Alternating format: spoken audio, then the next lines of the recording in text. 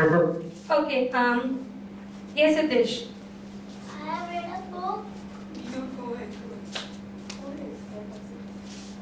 I read a book of Pinocchio named A Nose for Trouble, and in that book, Pinocchio said his father, Geppetto, is a cut woods and make things from that. So he bought a bird in a cage, and for a showpiece that he can carve, he wanted to make a cuckoo clock. That's why he brought it. His father said no to Pinocchio. No to Pinocchio. He doesn't like to open the cage of the bird, but he opens and the bird flies. His father had a cat named Figaro. Figaro chased the cuckoo bird but cannot succeed. And his nose grew longer and longer. After that, he said the truth and his nose became shorter. Did you like Pinocchio? Yes, sir. It was a very nice book. It is a good book. We can use that as an example as we talk later today. Do you understand what is he saying? We can use this book as an example for our further conversation today. Okay? Because Yeah. I have read Pinocchio too, so we can talk about that as an example. Okay. Have you people read Pinocchio? Yes. Oh, good. No? It's okay. He'll brief us, and majority of us are aware of the book. So we can take it further. Yes. Okay. Okay. Next. So I think because we have limited time, I'm going to talk a little bit about how to create a good story.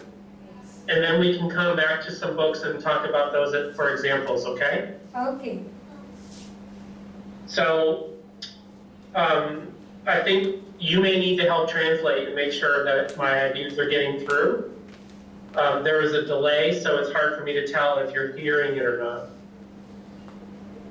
So writing a good story actually starts with good characters. Creating an interesting character is the most important part of your story. If you've ever read a story that has a lot of excitement in it, but the characters are boring, you know that it gets really hard to, and it's not fun and it's not interesting. So interesting characters are the most important part of writing a story. Okay? So when I wrote Olivia Brophy in The Prince Pagilus, I spent a whole month, 1 month, thinking about who Olivia was. I thought about what she liked, what she didn't like, what kind of music she liked to listen to, what kind of food she liked to eat. And by the way, I love Indian food. By the way, Indian food is one of my favorite kind of food. So maybe one day I can visit you guys and we can eat Indian food together. So I thought about all those things, what Olivia likes to do, who she wants to be when she grows up. What you're trying to do is make your characters people that seem real. You don't want them to be fake, you want them to be very real.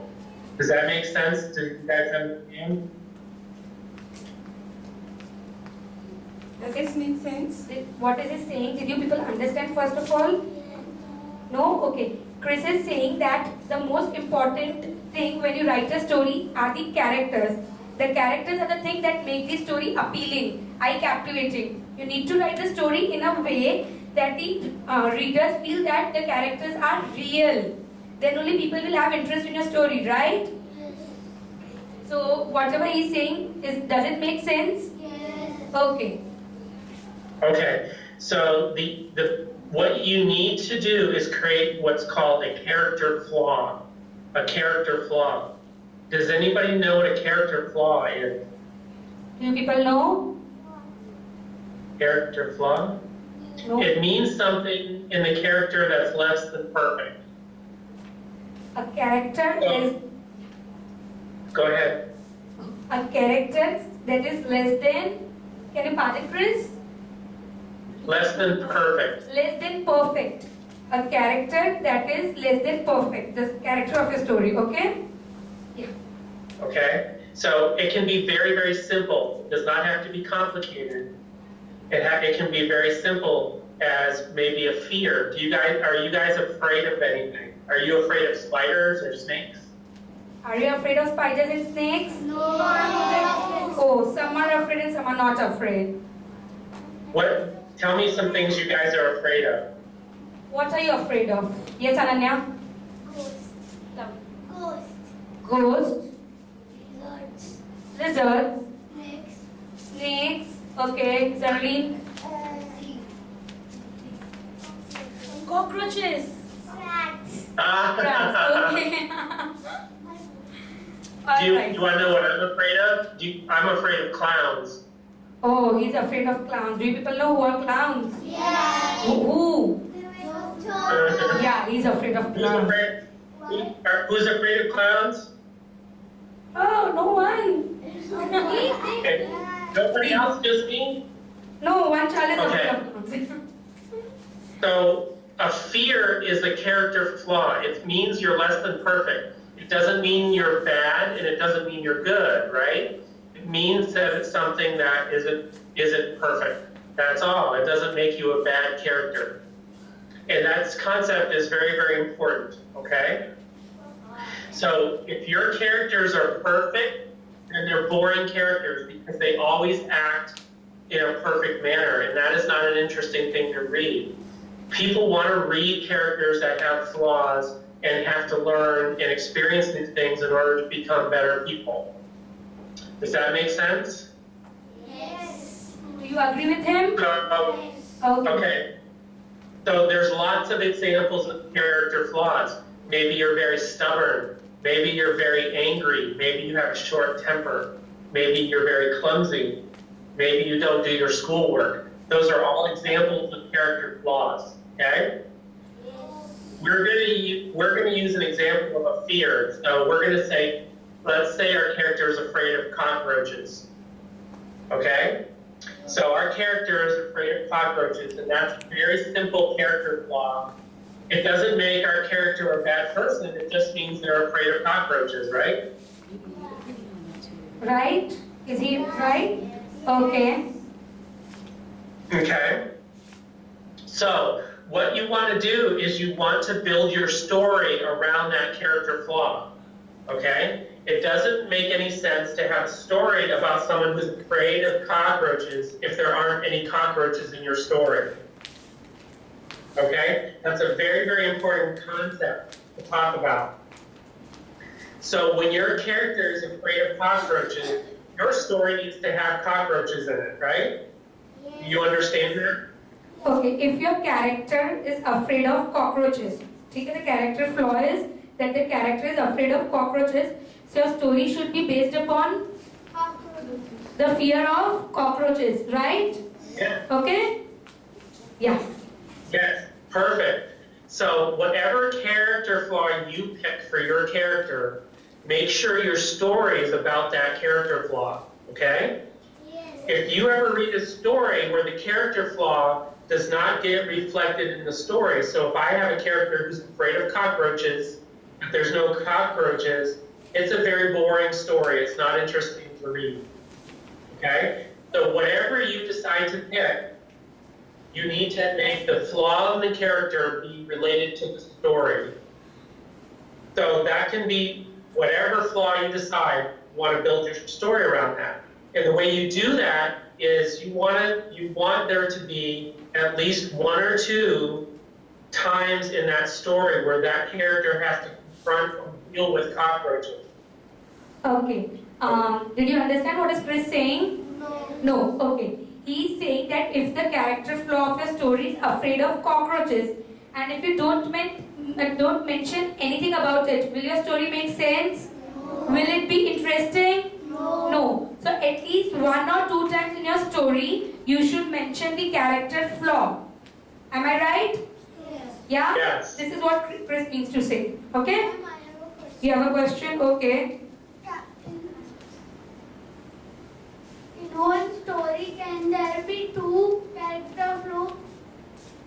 Yes, absolutely. When you write a story, usually there's more than one, but there doesn't have to be. It can be, the character can have one or they can have many. And usually the longer your story is, the more character flaws there are. Okay? Okay. So every character that you write about have a flaw. Okay? Now, let's talk about our characters who are afraid of cockroaches. We want them to have cockroaches in the story one time. Okay? Maybe their father is a pest control person and they work with cockroaches all the time, right? Or maybe there's giant cockroaches running through town, running through the school, and our character is very, very afraid of giant cockroaches. Or maybe our character works in the kitchen and they see cockroaches all the time and they get very, very scared, and so they have a hard time at work. Does that make sense? Yes. So start with your character flaw and think about Chris, The can you, situation- I'm sorry to interrupt, can you please pardon, actually the children are not able to understand the last point Okay. related to their fearness for cockroaches? Do you want me to repeat? Yeah. Okay, so you need to think about situations where your character can have to deal with cockroaches. Maybe they work in a kitchen where there's a lot of cockroaches. Or maybe there's giant cockroaches running through the town and your character is very, very scared. Does that make sense? Yes. No, it does. Yes. Okay. Did you people get it So- now? Okay. Yeah, thank you. This does not mean that your character has to be, they can still be afraid of cockroaches at the end. They don't have to be cured or fixed of their flaw, but they have to deal with it. They have to learn to deal with their weakness, right? With their less than perfection. So let's think about Pinocchio. We were talking about Pinocchio earlier. Who knows what Pinocchio's flaw was? Who can tell me what Pinocchio's flaw was? Yes, Ananya?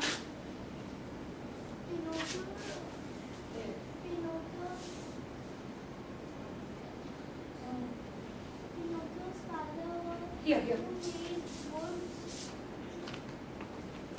Pinocchio's father used to make wood puppets, and he used to make puppets from there. He used to do puppet shows. The question is, what was the flaw of the character Pinocchio? Now, did you understand what Chris talked about character flaw? Something you are afraid of, right? So, what was the flaw of character Pinocchio? Pinocchio, I'm sorry. Anyone? Yuvraj? Ma'am, Pinocchio's flaw was his nose, because when he always tells lies, so his nose becomes long and long. Okay. Yes, yeah, Absolutely. perfect, yes. That Pinocchio can't lie, right? Whenever he lies, his nose grows long. That's one flaw. He's got one more flaw. What's the other flaw? Does anybody know? Pinocchio has more than one flaw. Foxes. I couldn't hear. Loudly, say it for me. Foxes. Fox. No? I can't understand. I'm sorry. His one more flaw was that first was that whenever he said lie, his nose grew big, and the second flaw was when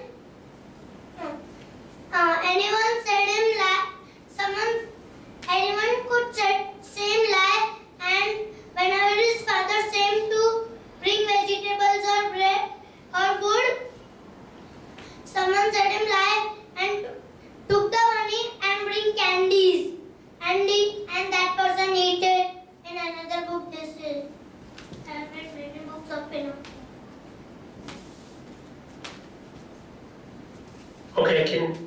you help me understand? I'm sorry. He's saying that if Pinocchio's father is telling him to bring something, so someone takes his money and brings what, Siddesh? Candies. So that is the another flaw that he's mentioning. Okay. All right, perfect. So Pinocchio doesn't know anything about the world, right? He trusts everybody, and he thinks that he can just follow his the immature impulses that he has, and he goes and he becomes a donkey, I believe, right? Right? Okay. So the other big flaw that Pinocchio has is he's not a real boy. He wants to be a real boy, right? He's a puppet, and he wants to become a real boy. So Pinocchio has more than one flaw. So when you read stories, think about the characters you're reading about and what their flaws are, and watch how the author creates the story around that flaw. So Pinocchio is put in a position with the bad people where he is lying to Geppetto, and he actually, because he's lying to Geppetto, he becomes a donkey and gets lost. So his lying and his desire to be a real boy gets him in trouble, right? And it's only when he learns to be honest with Geppetto and be a good boy that he becomes a real boy. So you can actually see how his flaw is driving the story. Did you Does that make understand what he's sense? saying? No. Okay. What he is saying that Pinocchio is a puppet. He wants to become a real boy. Okay? So, how will he become a real boy as per the story? Okay? Yeah. Do you have a question? Any questions by you people? Like in a book, I read a book of Pinocchio. It was the few adventures of Pinocchio. In that book, in the ending, Pinocchio became a boy. Okay. Right. When he started being honest with Geppetto, with his dad, he became a real boy, right? When he was lying to his dad, he could never become a real boy. So that was how Pinocchio grew up and became a real boy. In your story, you do not have to have a happy ending like that. Maybe in your story that you write, Pinocchio never learns. Maybe something bad happens to Pinocchio. It's up to you, the author. You can decide what happens. But what's important is that his flaw and the story are together. So whenever you read a story, think about the character flaw and how the story is driven by that flaw. Okay? Did you get it? Yes. Okay? Yes. Okay. Any questions? Okay, any further questions by you people? No. Everyone is clear about the character flaws. Everybody understands? Yes, I am. Are you sure? Yes, I am. What are you saying? He said that everyone understood what the character flaws. That's perfect. It was surprising. Yeah. This is a very complicated thing to explain, and a lot of authors take a long time to learn this. So if you can understand it now, you can start writing very, very good stories now. Okay, so now Okay. I guess whenever you people write a story, will your story, the character of your story have a character flaw? And will the entire story be linked with the character flaw? It will go haywire.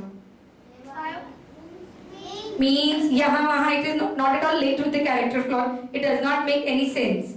How will your story be further now? Nice. It will be linked with the character flaw? Okay, Sayyam has a question. In a story, it's compulsory to put a character is having a flaw. I'm sorry, can you ask me? He's saying that is it necessary that in a story. Hello? Yeah. He's saying that is it necessary that a story will be having a character flaw? Yes, absolutely. Every character needs a flaw in your story. No human being is perfect. And a perfect human being would be very boring to read about, and nobody wants to read a boring character. So every character should have a flaw, yes. So you're clear? So I think we have 15 more minutes, is that correct? Yes. Yes. Okay, so there's 2 more things that I want to talk about. Okay, and then we'll talk about your assignment for next week. So the first is dialogue. Who knows what dialogue is? Who knows what are dialogues? Yes, Om. Dialogues are that shows emotions of the person who is acting. Okay, good. Who else knows what dialogue is? Okay, I want Zarli.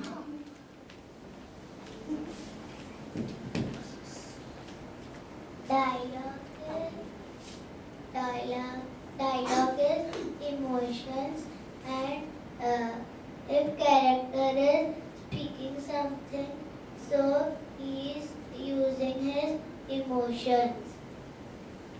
Yes. The dialogue is a fancy word for talking. It means your characters talk. And dialogue is very, very important in your story for many reasons. The first reason is it allows your character to speak for themselves. So they can talk about their fear of clowns or their fear of cockroaches. Pinocchio can talk about how he wants to become a real boy. And that is very interesting for readers. Nothing makes your readers more excited to read a story than to have lots of dialogue. So I recommend about half your story, 1/2 of your story, dialogue. Okay? Do you understand? Yes. So the punctuation and the formatting of dialogue is very important. Each time a new speaker talks, it should be a new paragraph. Okay, in a dialogue, whenever you're starting a dialogue, what is more important? We have done it. Open inverted commas and close inverted commas. The punctuation marks. As well, whenever a dialogue is starting, it starts with Open inverted. Chris said something right now. Chris said something right now. Sir said, right away. Right now, the last line that Chris mentioned. It starts with a comma. So I did mention that starts with a comma. I just said punctuation. Whenever it should have a capital letter and a new paragraph. Yes, yes, When it starts, it should have a new paragraph. yes. Perfect. So with dialogue, it is very important that you get that correct because it makes it very easy for your readers to read, and that's very important with dialogue, that it's easy to read.